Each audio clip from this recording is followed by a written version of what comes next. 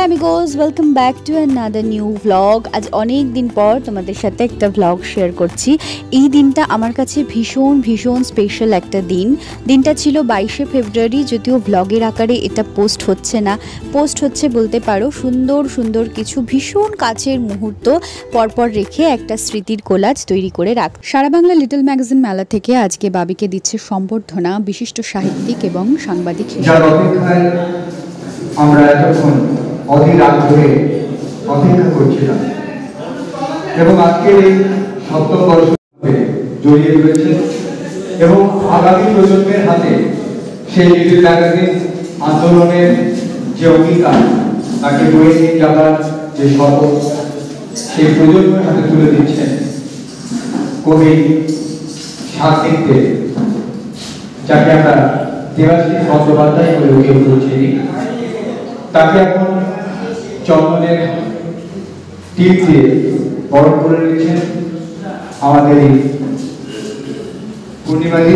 আমরা ওই বিকেল 4টে নাগাদ পৌঁছেছিলাম আর আজকে এখানে বাবাকে সম্বর্ধিত করা হচ্ছে। বাবার 40 বছরের দীর্ঘ সাহিত্য জীবনের এই স্বীকৃতি স্বরূপ এই সম্বর্ধনা। ভীষণ খুশির দিন, কাছের দিন। সব থেকে ভালো পাওয়া হচ্ছে সেই কথাগুলো। মঞ্চ সঞ্চালনায় দাপিয়ে বেরিয়েছেন, লিখেছেন। সব থেকে বড় কাজ সাংবাদিকদের দেবাশিস বন্দ্যোপাধ্যায় করেছেন। সেটা হলো আমরা যেটা কেউ পারছি না বা পারিনি, আমাদের পরের প্রজন্মকে কলম ধরাতে পারিনি। সাংবাদিকতার দুই কন্যা এখানে রয়েছেন, তারা দুজনেই কিন্তু মানে স্বনামধন্য লেখিকা। বৌদি তো লিখেছে আলাদা, বৌদি কথাটা বলছি না আলাদা, কিন্তু তার দুই কন্যাকে যে যোগ্য করতে পাওয়ার কিনা সেটা সাংবাদিক। তো এইরকম একটা বিকল্প ব্যক্তিত্ব এই মঞ্চে তিনটে সিঁড়ি উঠেছেন, অনেক সিঁড়ি তাকে উঠতে হবে। সাংবাদিকতার এখন অনেক দেবার আছে, অনেক দিতে পারেন উনি। পত্রিকা সংগ্রহ করেন, পত্রিকা পড়েন, দুর্গাপুরে কোথায় কি কাজ হচ্ছে তার খবর রাখেন। আমরা তাকে নির্বাচন করেছি, আমরা এখানেও ঠিক, কারণ আমরা দেখেছি ফেসবুকে পোস্ট করার পর বা প্রত্যেকের ইয়েতে নিখিলদা বলেন যে নিখিলদা ফোন করে জানাচ্ছিলেন যে না খুব দারুণ কাজ। এবং শুধু তাই নয়, আমি তোমার বৌদিকে নিয়ে উপস্থিত থাকবো অনুষ্ঠানে, তুমি চিঠি দাও আর না। আর সার্বিক পত্রিকা প্রকাশিত হচ্ছে, 39 বছর অতিক্রম করে গেছে, 40 বছরে চলছে। তো চলুন আমরা সবাই আছি। আর লিটল দেবাশিস ভট্টাচার্য এখানে নিখিল বসে আছে, সাগনি। আমাদের একটা টিম ছিল, এই টিমটা নিয়ে আমরা ছুটি আড্ডা মারতাম বিভিন্ন জায়গায়। বছর আগে যে দুজনকে চিন্তা, এক হচ্ছে দেবাশিস বন্দ্যোপাধ্যায় ওরফে সাংবাদিকদের এবং শর্মিষ্ঠা বন্দ্যোপাধ্যায়। শর্মিষ্ঠাও লেখার জগতে সকলেই চেয়ে জানি। মানপত্র এবং তার সাথে স্মারক এবং উত্তরীয় আরও অনেক বই বাবা আজকে পেয়েছেন। তার সঙ্গে পেয়েছে একটি চারা গাছ, যেটি আমি বাড়িতে এসে হাতে তুলে দেওয়া হয়েছে, সেটি আমি আপনাদের সামনে পাঠ করছি। সারা বাংলা লিটল ম্যাগাজিন মেলা 2025 আয়োজক পশ্চিম বর্ধমান জেলা লিটল ম্যাগাজিন সংঘ। সপ্তম বর্ষ, 22 ও 23শে ফেব্রুয়ারি 2025। স্থান দুর্গাপুর, পশ্চিম বর্ধমান। সম্বর্ধনাপত্র প্রাপক সাগ্নিক দেব, সম্মানীয় সাহিত্যিক ও সম্পাদক। মান্যবর, আপনাকে সশ্রদ্ধ অভিনন্দন। আপনার সাহিত্য সাধনাকে উন্নীশ জানায়। প্রতিবাদের পথে হাঁটতে হাঁটতে আপনি হয়ে উঠেছেন যোদ্ধা। সেই যোদ্ধার উপর আস্থা রেখে আমরা শুরু করেছি আমাদের পথ চলা। আমাদের আন্দোলনে আপনাকে সেনাপতি রূপে দেখতে চাই, পেতে চাই পরামর্শ, সঠিক লক্ষ্য খুঁজতে, সঠিক দিশা দেখতে চাই আপনার দৃষ্টি দিয়ে। আপনি যোগ্য সম্পাদক, সাংবাদিক, সঞ্চালক ও সাহিত্যিক এবং অবশ্যই লিটল ম্যাগাজিনের একজন শ্রেষ্ঠ যোদ্ধা। আপনি সাহিত্যের প্রতিটি অঙ্গনে অবাধে বিচরণ করেছেন, সৃষ্টিশীলতায় গড়ে তুলেছেন জীবন ধারাবাহিকতা। আর এখানে সমস্ত অশুভ শক্তি দমিত হয়েছে, জয় হয়েছে সাহিত্যে।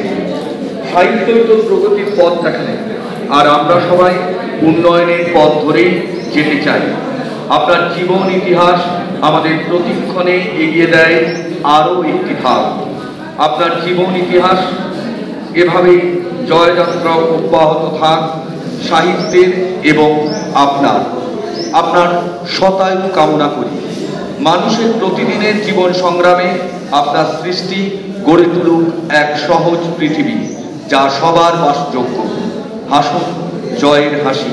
আপনি সুস্থ থাকুন, ভালো থাকুন, আপনার কর্মজীবন দীর্ঘায়িত হোক। স্নেহাশিস আমার অনেক দিনের বন্ধু। যখন আমরা প্রথম আসি লিটল ম্যাগাজিন করতে, তখন থেকেই স্নেহাশিস আমার সাথে খুব ভালো বন্ধু। তো স্নেহাশিস আমাকে বললো যে তুমি কিছু বলো তোমার অনুভূতির কথা। ঠিক আছে। লিটল ম্যাগাজিন আমাদের কাছে একটা বিরাট প্ল্যাটফর্ম। আমরা যারা একটু লেখালেখি করতে পারি তাদের কাছে এটা বিরাট প্ল্যাটফর্ম। কারণ নামজাদা যেগুলো আছে পত্র পত্রিকা, সেখানে সবসময় তো আমাদেরকে নাও আহ্বান করতে পারে, আমাদের লেখা ছাপা নাও হতে পারে, কিন্তু লিটল ম্যাগাজিন এতটাই আমাদের নিজের, যেখানে আমরা সবসময় সুস্বাগত। তো আজ থেকে প্রায় 30-35 বছর আগে থেকে আমরা এই অঞ্চলে দুর্গাপুর, অন্ডাল, উখড়া এই অঞ্চলে যারা ছেলে মেয়ে ছিলাম, প্রথম যারা কলেজে পড়ি, first year, second year, third year, তখন একটা নেশাই ছিল যে কবিতা লিখতে হবে এবং বিভিন্ন পত্রপত্রিকায় আমাদের তখন ওইটাই নেশা ছিল। তখন তো এত মোবাইল ফোন ছিল না, এত কিছু জিনিসপত্র মানুষের হাতে আসেনি, ছেলে মেয়েদের হাতে। এন্টারটেনমেন্ট বলতে এটুকুই। সেই সময়ে সাগ্নিকের সাথে আমার পরিচয়ের পর সাগ্নিক বললো যে আমি একটা পত্রিকা বের করি, তার নাম সাগ্নিক। ঠিক আছে, তো তুমি কি লেখালেখি করো? আলাম একটু। বললো যদি তুমি লেখা দিতে চাও আমাকে দিতে পারো, আমার পত্রিকাতে আমি ছাপাতে পারি। আমি বললাম ছাপানোর মতো কিছু কি বটে? তখন বললাম না না, তুমি দিয়ে দেখো না, একটা কবিতা তুমি দিয়ে দেখো। কবিতা দিতে গেলাম এবং তখন কিন্তু পরিচয়টা ওইরকমই ছিল যে একজন সম্পাদক আর আমি একজন উঠতি কবি। কবিতা দিতে গেলাম, কবিতা দিতে গিয়ে কবিতা দেওয়া হলো, কবিতা ছাপা হলো, সেই নিয়ে আলোচনা চলতে লাগলো। চলতে চলতে চলতে চলতে কখন যেন জড়িয়েই গেলাম পত্রিকাটার সঙ্গে এবং পত্রিকার সম্পাদকের সঙ্গে। তারপরে আজ দীর্ঘ 35 বছর ধরে একসাথে চলছি। আমি খুব কাছ থেকে দেখেছি যে একটা মানুষ কিভাবে একটা ম্যাগাজিনকে এত ভালোবাসতে পারে, এবং বললে আপনারা হয়তো বাড়াবাড়ি মনে করবেন, সন্তান স্নেহে পালন করতে পারে। এটা আমি খুব কাছ থেকে না দেখলে বিশ্বাস করতে পারতাম না। বহু কিছুর মধ্যে একটা সময় ছিল যখন হাতে একদম পয়সাই ছিল না, তখন সাগ্নিক বেকার, আমিও একদম ছাত্রী। সেই সময়ে পশ্চিমবঙ্গ সংবাদ বলে একটি পত্রিকা বেরোতো, কাগজ বেরোতো, ডেলি নিউজ পেপার, সেখানে সাগ্নিক কাজ করত এবং খুব কম টাকা পেত, নগণ্য টাকা। সেই টাকা থেকে প্রথমেই তুলে রাখতো যে এটা আমাকে সাগ্নিক বের করতে হবে, তখন ত্রৈমাসিক ছিল, 3 মাস পর পর আমাকে বের করতে হবে। সেই টাকাটা আগে প্রথমেই তোলা হতো ওখান থেকে। তখন আমাদের কিন্তু বিয়ে হয়নি, তখন আমি ওর সঙ্গে এই সাগ্নিককে নিয়েই যুক্ত। প্রেসে যেত, প্রেসে গিয়ে নিজেই সব কাজ করতো, প্রেসের অনেক কাজ নিজে করতো এবং অন্যদের যে পত্রপত্রিকা বের হতো তাদেরও কাজ করে দিত, যাতে একটু পয়সা পাবো, ওই পয়সাটা রেখে দেবো, আমার পত্রিকা বের হবে। এবং এই আমাদের এলাকাতে যত কবি সাহিত্যিক ছিলেন তাদের বাড়ি বাড়ি যাওয়া হতো, কী জন্য না কবিতা, প্রবন্ধ ইত্যাদি ইত্যাদি তারা যাতে দেন, চাইতে যাওয়া হতো। হ্যাঁ, একটা দেবেন, একটা আমার বেরোচ্ছে সামনে, হয়তো মারছে, আপনার একটা লেখা চাই। হ্যাঁ দেবো, ঠিক আছে, তুমি 3 দিন পরে এসো। 3 দিন পরে গিয়ে আবার তার ফাইনাল কপি নিয়ে আসা হলো, সেটাকে নিয়ে যাওয়া হলো প্রেসে। আরেকটা কাজ ছিল কি, সেগুলো বেরিয়ে গেলে সেগুলো আবার তাদের বাড়ি বাড়ি পৌঁছে দেওয়া, যারা যারা লেখা দিয়েছেন সেই সমস্ত কবি সাহিত্যিকদের বাড়িতে গিয়ে আবার লেখাগুলো পৌঁছে দিয়ে আসতে হতো। তারপরে সাগ্নিক আবার একটা চাকরি পেল ইস্টার্ন কোলফিল্ড লিমিটেডে। তখন প্রথম সাগ্নিকের মানে প্রতিক্রিয়া কি, যাক বাবা, এবার আমার পত্রিকাটা ভালো করে চালাতে পারবো। তাহলে এই এই এই ধরনের যে মানুষ, সেই মানুষকে আর পত্রিকার বাইরে আর কোনো কথা বলার বাতুলতা মাত্র। সারা জীবন দেখছি লিখছে, ছাপাচ্ছে, লোকের নিয়ে আসছে অন্যান্য কবি সাহিত্যিকদের লেখা, সেগুলো ছাপানো হচ্ছে, হ্যাঁ, পত্রপত্রিকায় পাঠানো হচ্ছে। তখন তো বাই পোস্ট পাঠাতে হতো, স্ট্যাম্প দিয়ে দিয়ে পোস্ট অফিসে গিয়ে সেগুলো করা হচ্ছে, করে পত্রপত্রিকা। আর বাড়িতে প্রচুর পত্রপত্রিকা আসছে, এই পত্রিকার গ্রাহক, ওই পত্রিকার গ্রাহক, ওই পত্রিকার গ্রাহক। এই নিয়ে ছোটোখাটো অশান্তি তো হয়নি তা বলবো না, অশান্তিও হয়েছে। কারণ আমরা মেয়েরা তো একটু সংসারী, সংসার বলতে আমাদের একটু একটু একটু জমি হবে, একটা বাড়ি হবে, একটা ফিক্সড ডিপোজিট হবে, একটু সাশ্রয় করব, থাকেই। কিন্তু সেগুলো আর করে ওঠা হয়নি, বাড়ি করে ওঠা হয়নি, জমি কিনে ওঠা হয়নি, কারণ মানুষটাই এরকম। তারপর মেয়েরা হয়েছে, মেয়েদেরকে পড়াশোনা শেখানো হলো, মেয়েরা পড়াশুনো করছে, মেয়েরা বড় হলো। হঠাৎ ছন্দপতন, মানে ভীষণভাবে শারীরিক অসুস্থ হয়ে পড়লো।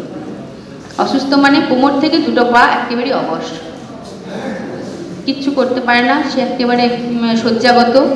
সেই তখন আরেকটা লড়াই শুরু হলো, দুই মেয়ের আর আমার। পাশে অনেক কবি বন্ধু, সাহিত্যিক বন্ধুদের পেয়েছি, তাদের মানে কেউ ফোনে, কেউ বাড়িতে এসে অনেকভাবে আমাদেরকে উজ্জীবিত করেছেন।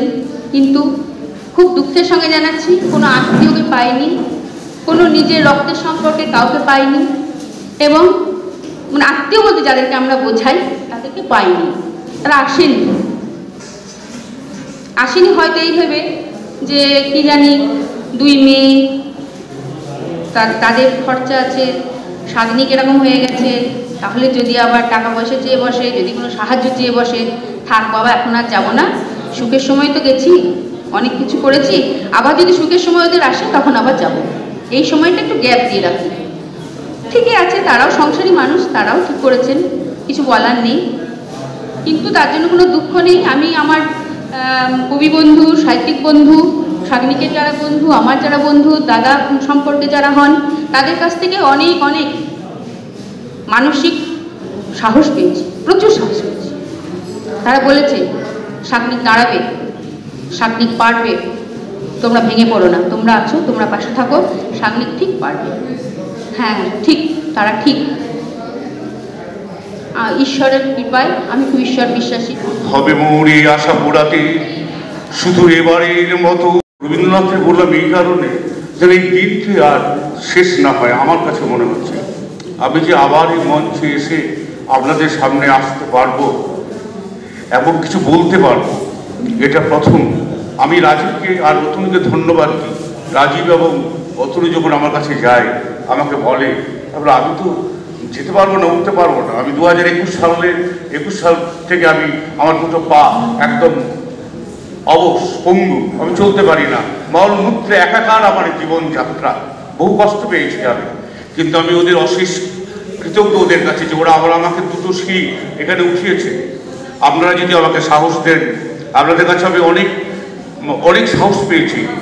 তবু আমি যখন এই অবসের পর ঠিক পেটে একটা গলব্লাডার স্টোন, সেটা পয়জন আকার নেই, সেটা থেকেও আমি আমাকে যখন সেন্সলেস করে নিয়ে যাওয়া হচ্ছে, তখন আমি কবি শক্তি চট্টোপাধ্যায়ের একটা কবিতা বলছি যে দুয়ার এটা ঘুমিয়ে আছে পাড়া, কেবল শুনি রাতের করা নাড়া, অবনি বাড়ি আছো, এখানে বৃষ্টি পড়ে 12 মাস, এখানে মেঘে গাভীর মতো চড়ে। ওরা বাংলা বোঝে না, ওরা বলছে রিদিম। রিদিমটা আমার খুব ভালো লাগছে। আপনি কি কবিতা বলেন? কবি, আমরা কবি নয়, আমি কবি নই, কবিতা আমি আবৃত্তি করি। আমার দূর থেকে আমি দেখছি পূর্ণদার। আমি এক সময় আমরা কবিতার বিচারকের আসন অলঙ্কিত করেছি, সন্তুষ্ট আছেন মনে হচ্ছে। আমি সুপমঙ্গলা দেখছি, বীরেন্দ্রনাথকে দেখছি, ব্রজকে দেখছি, বহু দিন ধরে এই লিটিল ম্যাগাজিন নিয়ে আমি আন্দোলন করছি। আমার বন্ধুবর নিখিল আছে, মাঝে মাঝে আমাকে দেখতে যায়, এবং বৌদিও আজ এসছেন, অনেক বন্ধু বান্ধব, স্নেহাশিস আমার খুব কাছে মানুষ। আপাতত আমার স্ত্রী শর্মিষ্ঠা বলল, কেউ দুঃসময়ে শুধু আমার আত্মীয় বলে নয়, কারো আত্মীয় দেখবেন দুঃসময়ে সামনে এসে কোনোদিনই দাঁড়াবেন। লিটিল ম্যাগাজিন বার করতে আরও দেখেছি। লিটিল ম্যাগাজিন একদম আমরা গোষ্ঠীবদ্ধ করে লিটিল ম্যাগাজিন বের করেছিলাম, চাঁদা আদায় করে যে আমরা লিটিল ম্যাগাজিন বের করবো। লিটিল ম্যাগাজিন বের করতে করতে সেখান থেকে অনেক বিচ্ছিত হয়ে গেল, বন্ধু বান্ধব বেরিয়ে গেল। ভাবলাম নিজের মনের মতো করে লিখবো, নতুন কিছু লিখবো, লেখক তৈরি করবো। কে লেখেনি? আমার সেই কাগজে সবাই শুভমন্দা লিখেছেন, অশু মজুমদার লিখেছেন, পূর্ণদার কবিতা ছাপিয়েছি, পূর্ণদার কবিতা লেখা আমি আবৃত্তি করেছি, রাজীব লিখেছে, স্নাসিস লিখেছে, অনেকে লিখেছে, সমরেশ মণ্ডল লিখেছে, কবিতা সিংহ লিখেছে, সুনীল গাঙ্গুলি, যারা নাম শুনলে যাদের চিঠি পকেটে করে ঘুরে বেড়াচ্ছে। সুনীল গাঙ্গুলি একদিন আমার সাকনি পত্রিকা থেকে চিঠি লিখে বলেছিল খুব ভালো কাগজ বলে। রানা সেনগুপ্ত, রানা চট্টোপাধ্যায়, সন্দীপদা আমার মেয়েকে বলেছিল তোর বাবাকে দেখ, সন্দীপদা পা টিপে চলতো। সন্দীপদা কীভাবে চলতেন? সন্দীপদা ব্লাড সুগারের রুগী ছিলেন সন্দীপদা। আমার মেয়ে থাকতো কলেজ স্ট্রিটে পড়তো, আমার মেয়ে সে আমি আমার মেয়ের কাছে যেতাম, সন্দীপদা আমাকে ধীরে ধীরে নিয়ে যেত।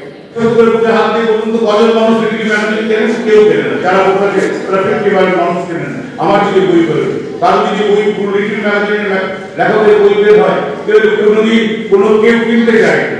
আমার নিজের কবিতা পাঠ করে বেরিয়ে চলে যায়, কার কি বই কেউ বই কেনে না। পকেটে পয়সা খরচা করে আমরা লিটিল ম্যাগাজিন বের করে উপহার দিই, সৌজন্য সংখ্যা।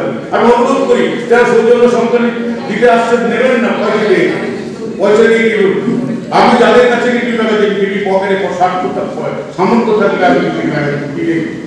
লিটিল ম্যাগাজিন বিক্রি করার জন্য নয়, লিটিল ম্যাগাজিন আছে, লিটিল ম্যাগাজিন অনেক পুষ্ট চেহারা লিটিল ম্যাগাজিন আছে। সম্পাদক শুধু নাম চলে থাকে সম্পাদক বাবু, তার লেখক আলাদা, কিন্তু তার বাইরেও দুর্গাপুরের লড়ছে এখনো। রাজীব আছে, সুখবন্ধ রেখেছেন, অনেক ট্রান্সিট আছে। এখানে অনেক বড় পিতৃতা ছিলেন, পিতৃসত্ব 19 পাবে চিঠি পত্রিকা। আবার এই পিতৃতার সামনে আমি দেখি পিতৃতারা শিখেছি। বাসুদেবদা এখন লড়াই করে যাচ্ছেন বাদুদার সঙ্গে, আমরা ঘুরেছি অনেক জায়গায়। আসানসোল বইমেলায় যখন তো হট রোডে, তখন রেল লাইনের সামনে, সেখানে আমরা ম্যাগাজিন বিক্রি করেছি। অসাধারণ যোদ্ধা বাসুদেবদা। বাসুদেবকে সাথে প্রচন্ড ঝড় বৃষ্টিতে বাসুদেবদা আমার কাঙ্গালেও গেছেন, সব জায়গায় গেছেন, একজন লড়াকু নেতা। আমি তাই অনুরোধ করবো সবাইকে লিটিল ম্যাগাজিন অন্তত কিনে করুন। আর আরেকটা কথা, লেখক অনেক লেখা সংগ্রহ করা ভয়ঙ্কর কষ্ট। দু একজন লেখকদের লিটিল ম্যাগাজিন ও বাহাতে লেখা সেটা ছাবার অযোগ্য, ছাবা যায় না। আর যারা লিখতে পারে তাদের বাড়ি যেতে যেতে পায়ের উত্তরা করে যায়। কিন্তু তবুও আমি এখনো বলি লিটিল ম্যাগাজিন আমাকে বাঁচিয়েছে। আজ সত্যি করে বলবো, লিটিল ম্যাগাজিন করে আমি লিটিল ম্যাগাজিনের সময় এই যে দেখছেন জামা পড়ছি কে, আমার বউ তখন বর্তমান কাগজে চাকরি করতেন, সাংবাদিক ছিলেন, সবাই জানেন। শর্মিষ্ঠা বন্দ্যোপাধ্যায়ের নাম দিয়ে তখন সাংবাদিকতা করছেন। ওর হাতে পালা তুলে দিয়ে করে ম্যাগাজিন করেছি, এই সামনে মঞ্চে দাঁড়িয়ে করছি। আমি হাতে সোনার গয়না বিক্রি করে দিয়ে ম্যাগাজিন চালিয়েছি। আজ আমার ম্যাগাজিনের বয়স এই বইমেলার সঙ্গে মিলে 40 বছর। প্রথম সংখ্যা চাকরি আমি এখনো করছি। এই অসুস্থ শরীরে আমার মেয়েরা তার দায়িত্ব নিয়েছে। আমার মেয়েরা চাকরি পত্রিকা বের করে, আমি তারা উঠছে পাওয়া যতদিন পারি করবো। তাই অনুরোধ করবো সবাই কাছে অন্তত লিটিল ম্যাগাজিন কিনুন। লিটিল ম্যাগাজিন প্রাণ আপনাকে। এখান থেকে অনেক উঠেছে, এখান থেকে কমল মজুমদারকে পেয়েছেন, এখান থেকে বিনয় মজুমদার কিভাবে পেয়েছেন, এখান থেকে কাকে পাননি। আজকে আবুল বসারের পূর্ব করে আমরা হাততালি দিয়েছেন দেশ পত্রিকায়, কিন্তু শব্দ লিটিল ম্যাগাজিন থেকে উঠে আসা। এই কিছুদিন আগে ফেসবুকে দেখলাম অসাধারণ পড়তে লেগেছেন, পূর্ণদের একটা কবিতা আমি পড়লাম, অনেকে ভালো ভালো কবিতা লিখছেন। তাই আমার অনুরোধ, একটু হেল্প করুন। লিটিল ম্যাগাজিন বেশি দাম নয়, হয়তো পয়সা নেই খরচ দেবেন, কিন্তু সৌজন্য সংখ্যা নেবেন না। আর রাজীবকে আমার অশেষ ধন্যবাদ। রাজীব আমাকে আজকে দুর্গশীল উঠিয়েছে। রাজীবের কাছে আমি ঋণী রইলাম। 2021 সালের পর 2025 ফেব্রুয়ারিতে আমি প্রথম মঞ্চে এলাম, আর বছর বললাম। জানি না ভুল করেছি কিনা, ঠিকভাবে গুছিয়ে বলতে পারছি না। অনেকদিন কথা বলিনি, অনেক কথা বলতে পারতাম না, চলতে পারতাম না, বহু কষ্ট পেয়েছি জীবনে। আমি কিন্তু হেরে যাইনি, হাঁটতে চাইনি। আমি একটু লড়াই করছি, এখন লড়াই করে যাচ্ছি। আমি তবু আমি বলি, অনুরোধ করি আমরা আশীর্বাদ করুন যেন আমি চলতে পারি এবং যেন লিটিল ম্যাগাজিন ভালো যেতে পারি। আর আমি বলবো, আমার রাজীবকে অনেক ছোটবেলা থেকে দেখছি, ছোট থেকে দেখেছি, সঞ্চালনা করতো, এখনো খুব ভালো সঞ্চালনা করছে। ও জোর করে আমাকে নিয়ে এসেছে এখানে, ওর কাছে আমি কৃতজ্ঞ। তাই ওকে বলবো, তুমি আমাকে যে আজকে যে জায়গাটা দিয়েছো সেগুলো সারা জীবন তোমাকে আমি মনে রাখবো। প্রযোজক আছে, স্নাসিস আমার কাছের বন্ধু, এক সময় আমার খুব মনে আছে কুমার মোহাম্মদ রাজ্য সময় কবিতা করতাম, আমি শুনেছি হরিকে ছেড়ে চলে গেল, হরিকে মৃত্যুতে আমি ঘুমোতে পারিনি, হরিকে বিশাল ব্যাপার, হরিকে আমার বাড়ি গেছে, হরিকে জীবন আমি সবই জানি, হরিকে জীবন আমি সারা রাত হরিকে কথা বলেছিলাম শুনেছি। আরেকজন ছিলেন আমাদের কেষ্টদার ছেলে, তাই তো আমরা ফেরিতে গরম করে আমি গ্রীষ্মের দিনে জলের চায়ের পরিবর্তে জলের আমরা 4 জনের কবিতা পাঠ করতে আজ থেকে 30-35 বছর আগে তার কথা, এখনো সেসব কথা মনে পড়ে, ভালোবাসি। তাই এখানে আসতে পেরে আমার বহু পুরনো মানুষজনকে দেখতে পেলাম, সকলকে আমার প্রণাম শ্রদ্ধা জানাই। আপনারা আশীর্বাদ করবেন, আমাদের আশীর্বাদ আমার বড় পাবেও, আমি যেন ঠিক চলতে পারি এইটুকু আশা করি আমার বক্তব্য এখানে শেষ করলাম। প্রত্যেকটি বাচ্চারই বেড়ে ওঠার সময় বাবা এবং মায়ের অবদান অনস্বীকার্য থাকে, আর আমার বেড়ে ওঠার মধ্যখানেও ঠিক তাই। তবে আমি ছোট থেকেই চেয়েছিলাম বাবার মতন হতে। ওই রবি ঠাকুরের একটা কথা আছে না, কবে হব আমি বাবার মতন বড়।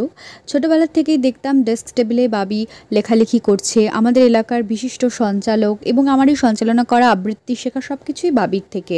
তাই সর্বক্ষণ চেষ্টা করেছি বাবির মতন হওয়া। জানি না কতটা হয়েছি বা কতটা আদৌ হতে পারবো কি না, তবে আজকের দিনটা আমার কাছে অনেক অনেক বড় পাওনার একটা জায়গা।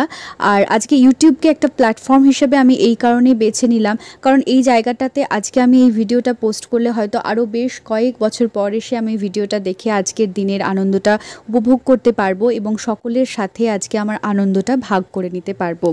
জানি ভিডিওটা একটু লং হলো, কিন্তু বলে না ছোট্ট ছোট্ট মুহূর্তগুলো জুড়তে জুড়তে কখন যেন ভালো মুহূর্তের সংখ্যাটা অনেক বেশি হয়ে যায়। আজকের ভিডিওটা ঠিক তাই।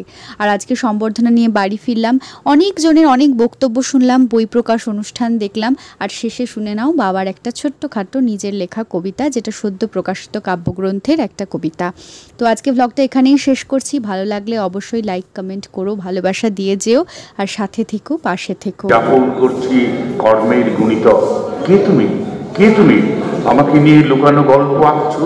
কে ছুঁচ ফোটাও শিরায় শিরায়, স্নেহমাখা হাত রাখো মাথায়, বরং শীতল সে হাত, চোখ ছুঁয়ে নেমে আসে মায়ের ছোঁয়া। নমস্কার।